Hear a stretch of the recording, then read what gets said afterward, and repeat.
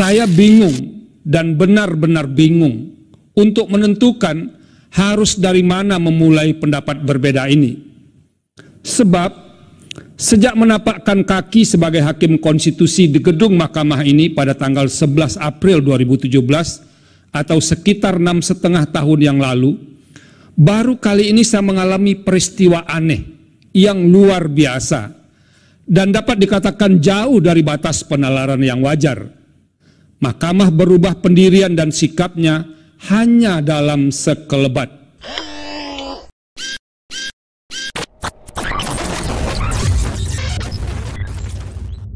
Halo sahabat integritas, jumpa lagi di program Buka Kartu. Reputasi Mahkamah Konstitusi di ujung tanduk. Hal ini setelah publik rame-rame mengecam ya putusan MK terakhir terkait dengan usia minimal seseorang untuk bisa menjadi calon wakil presiden. Yang itu jelas-jelas dari pandangan banyak orang menguntungkan ya keluarga dari Presiden Jokowi. Tentu karena ketua MK-nya juga adalah saudara ya karena pernikahan dari Jokowi, dan pada saat yang sama Gibran juga merupakan anak wali kota hari ini di Solo yang kebetulan juga digadang-gadang akan menjadi calon wakil presiden untuk pasangan Prabowo dalam Pilpres 2024. Nah, reputasi ini sebenarnya penting untuk dijaga ya oleh lembaga negara, terutama karena MK sendiri adalah produk reformasi. Sama juga seperti KPK. Dan kita lihat hari ini reputasi banyak lembaga negara yang lahir dari reformasi kok semakin anjlok, semakin turun. Tapi sebenarnya degradasi dari reputasi MK tidak hanya dalam kasus yang terakhir ini. Kita perlu meninjau kembali apa-apa saja masalah yang dihadapi oleh MK sebelumnya.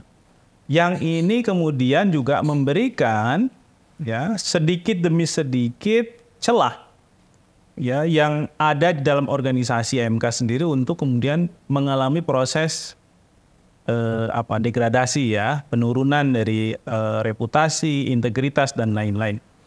Nah, untuk membahas itu kita akan diskusi dengan Emerson Yunto dari Visi Integritas. Apa kabar, Son? Kabar baik saya, tapi MK enggak. MK ini ya. MK yang enggak baik saat ini. MK ini di medsos sekarang merupakan singkatan dari Mahkamah Keluarga. Ya. Sebelumnya kita nggak pernah dengar ya. Sebelum siapa ini?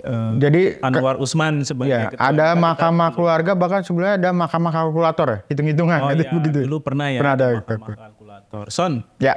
MK ini kan lembaga yang sangat dihormati ya. Ya. Pada saat awal berdirinya, terutama saat Profesor Jimli ya menjadi ketua MK, di situ hakim-hakim MK juga begitu terlihat sangat intelektual gitu ya. Mereka benar-benar banyak memberikan pertimbangan-pertimbangan yang sangat akademik, luhur gitu ya. Karena bagaimanapun mereka adalah hakim yang akan memberikan keputusan yang terkait dengan hak konstitusional seseorang gitu ya. Yang ini tentu kaitannya dengan Undang-Undang Dasar 1945. Tapi lambat laun MK ini mengalami proses yang tidak sehat. Kira-kira sebelum kita ngomong di ujung hari ini ketika putusan MK terakhir soal batas usia cawapres, ada nggak sih catatan terkait dengan problem atau masalah-masalah MK yang sebenarnya publik juga perlu ingat kembali gitu ya. Jadi ini kita nggak bisa anggap sebagai satu-satunya persoalan yang dihadapi gitu. Ya, jadi kalau bicara soal Mahkamah Konstitusi ya, sepanjang perjalanan itu kita mencatat paling tidak 3 masalah, 3 atau persoalan yang mengganggu kredibilitas atau tingkat kepercayaan terhadap Mahkamah Konstitusi. Yang pertama itu isu soal integritas atau korupsi. Jadi kalau teman-teman misalnya masih ingat gitu ya, ada 2 kasus korupsi yang pernah melibatkan hakim konstitusi pertama, bahkan ketuanya waktu itu Akhil Mukhtar dalam kasus korupsi penyuapan, dan kemudian yang kedua adalah Patrialis Akbar. Kebetulan dua-duanya adalah hakim konstitusi yang juga berasal dari DPR, usulan DPR.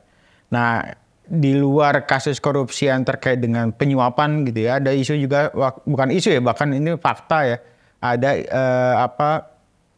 terkait dengan pemberian kata belece ya dari hakim konstitusi kepada pejabat di Kejaksaan Agung. Nah, ketika kasus Akhil Mukhtar itu hakim MK yang ditangkap dalam kasus penyuapan diproses, bahkan di ujung ada dihukum seumur hidup, ini kepercayaan kepada Mahkamah Konstitusi turun drastis begitu ya. Jadi MK yang tadi Pak Adnan sebutkan di awal-awal berdirinya itu institusi yang jadi dambaan banyak orang. Ketika putusan itu diputuskan, kita masuk ke sana juga bangga ya. Betul. Jadi ke Mahkamah Konstitusi foto di depan kantor, ada kebanggaan tersendiri ya ketika kita datang ke institusi yang dinilai itu roh atau semangatnya begitu kuat gitu ya. Jadi kalau ada putusan di Mahkamah Konstitusi, relatif di zamannya Pak Jimli tidak terlalu banyak hal yang sangat kontroversial. Jadi putusan-putusannya bisa diterima, bahkan juga ditindaklanjuti dengan misalnya pembuatan undang-undang yang terbaru. Nah, potensi korupsi di Mahkamah Konstitusi ini cukup besar, dan jadi ada dua hal. Pertama terkait dengan pengujian sengketa pemilu. Oh, ini celahnya ya? Celahnya. Jadi kasus korupsinya di MK itu ada dua jenis. Pertama penyuapan, kedua pemerasan. Di kasus-kasus yang melibatkan Akhil Mukhtar waktu itu pemerasan. Jadi terkait dengan sengketa pilkada waktu itu ya, banyak kasus sengketa pilkada. Di luar terkait dengan pilkada potensi. Sebelum itu di kasus Akhil Mukhtar, ada nggak sih waktu itu hakim konstitusi lain yang juga diperiksa? Karena ini kesannya kan dia main sendiri ya.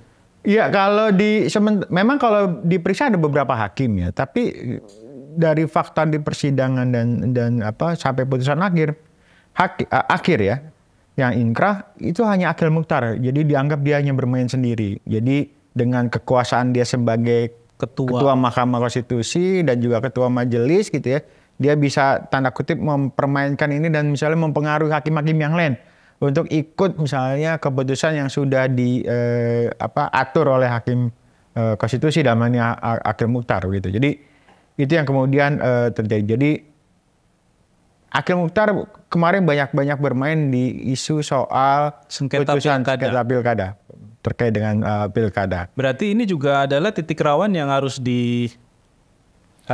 betul di 2024 nanti pastinya akan harus diwaspadai. Jadi itu juga nanti jatuhnya ujungnya di MK lagi. Iya. Nah, kemudian yang kedua terkait dengan putusan undang-undang, uji materi terkait dengan undang-undang.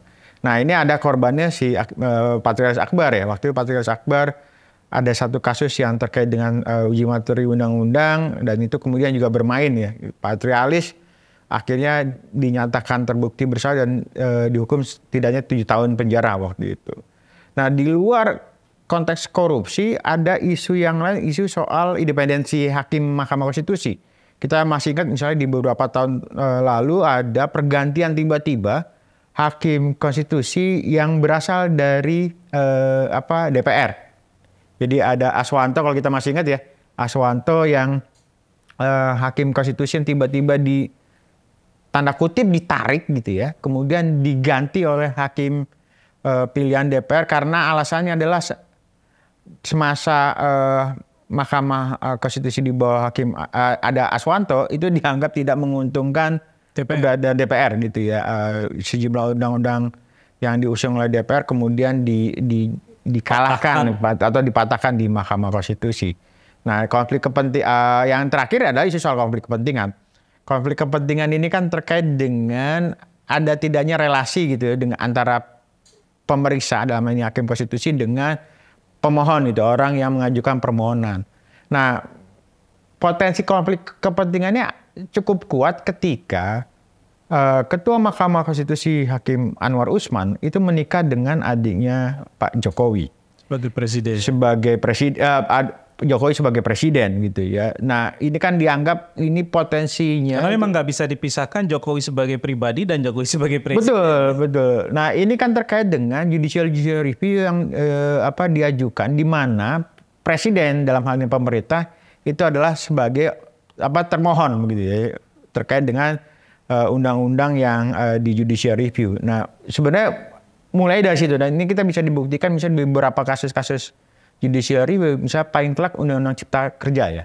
Sebelum itu juga Undang-Undang KPK ya. Undang-Undang KPK yang kemudian jadi semua undang-undang yang dibawa di usul inisiatif pemerintah itu biasanya dimenangkan aman di Mahkamah Konstitusi.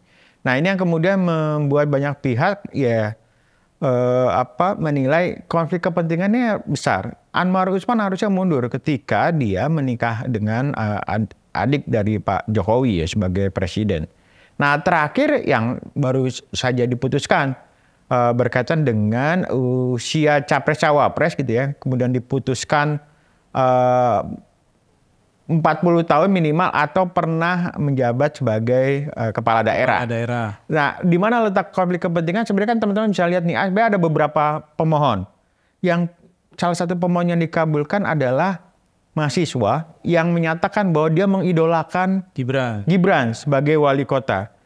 Seharusnya ketika nama Gibran disebut dalam permohonan, Anwar Usman sebagai pamannya Gibran mundur dari proses itu. Jadi dia tidak terlibat mulai dari proses awal. Ini malah ikut masuk. Dalam hal ini ikut masuk. Nah ini yang kemudian membuat publik marah, kemudian ada sinyal pernyataan-pernyataan yang cukup menohok buat Mahkamah Konstitusi.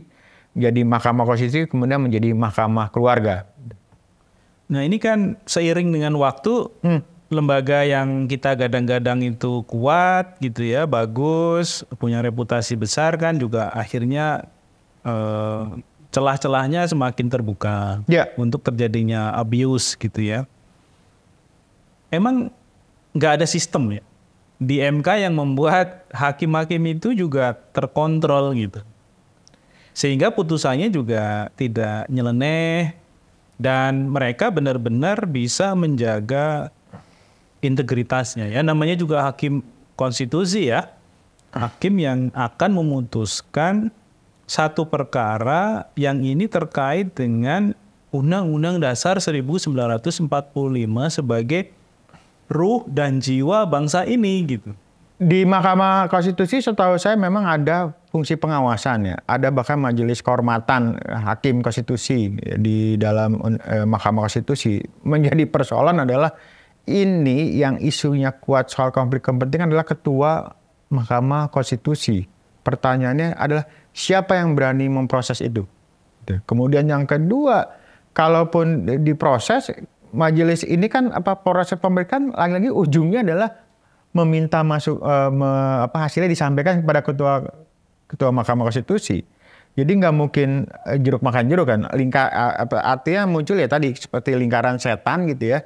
Kalau misalnya ada problem yang melibatkan pimpinan komisi Mahkamah Konstitusi ya nggak akan selesai. Kalau misalnya yang dilaporkan adalah ketua Mahkamah Konstitusi. Dulu kan ada peran KY ya.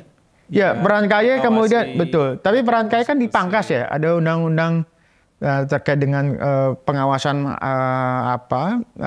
hakim konstitusi yang kemudian dipangkas. Yang itu juga bagian dari konflik kepentingannya MK. Betul, kan? Konflik kepentingannya MK. Soal wewenang dari termasuk misalnya isu soal konflik kepentingan yang lain, misalnya terkait dengan masa pensiun hakim konstitusi misalnya, kan itu juga jadi yang undang-undang MK baru. MK yang baru gitu ya.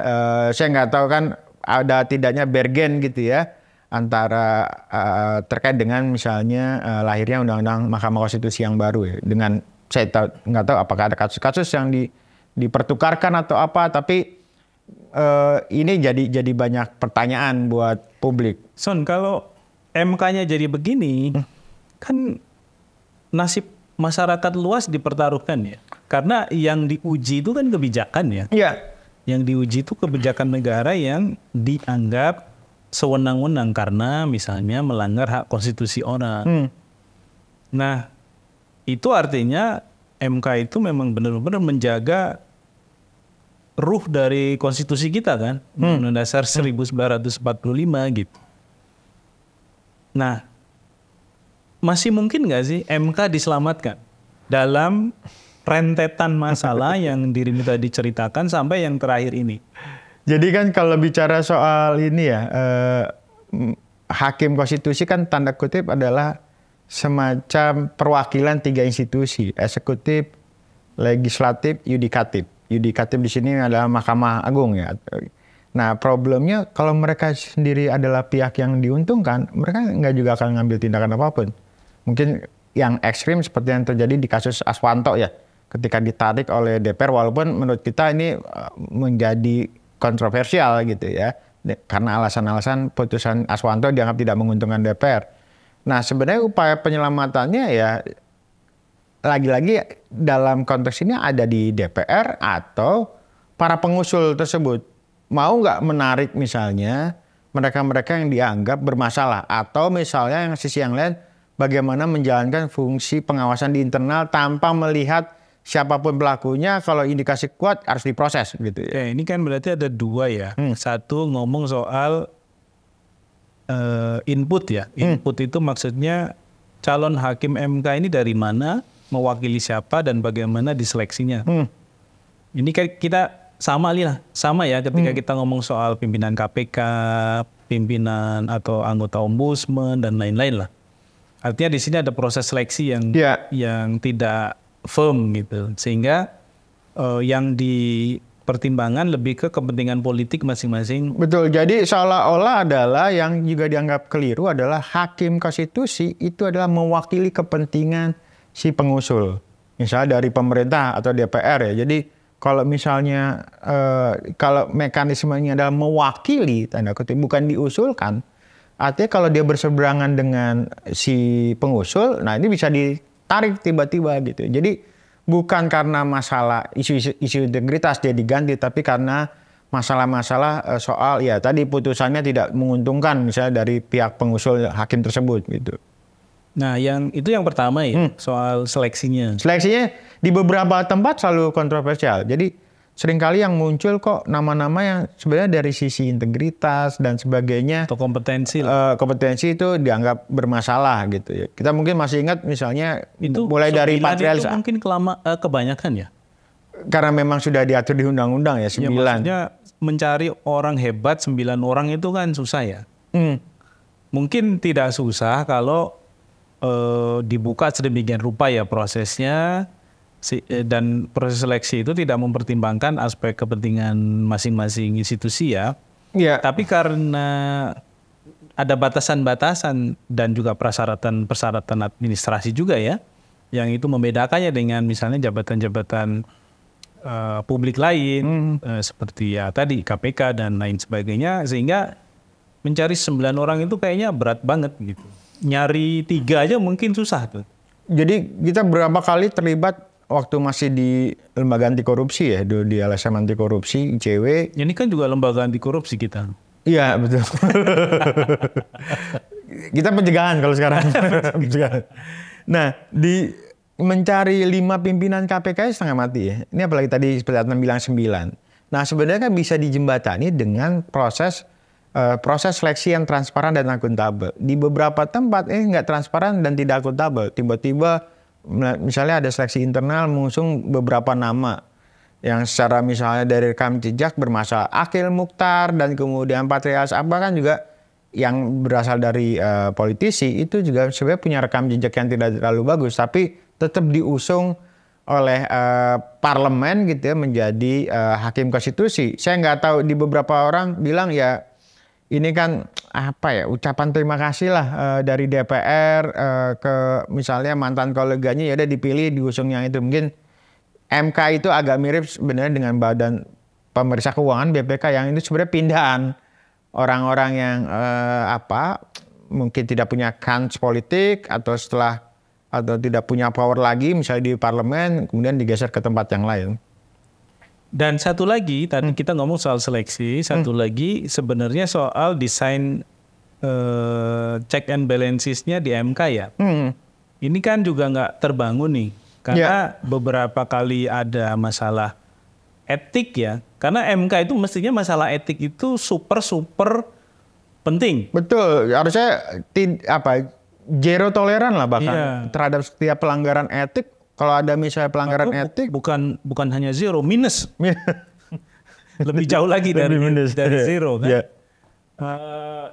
Itu kan harusnya bisa ditangani secara internal, tapi kan akhirnya gagal juga.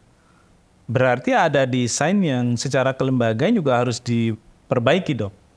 Ya itu yang kemudian kita berulang kali ya, isunya soal majelis kehormatan hakim, kemudian fungsi pengawasan yang nggak berjalan. Mungkin fungsi pengawasan hanya perlu dikembalikan ke KY lagi mungkin ya. Ya sebaiknya memang harus ada pihak eksternal yang melakukan fungsi pengawasan.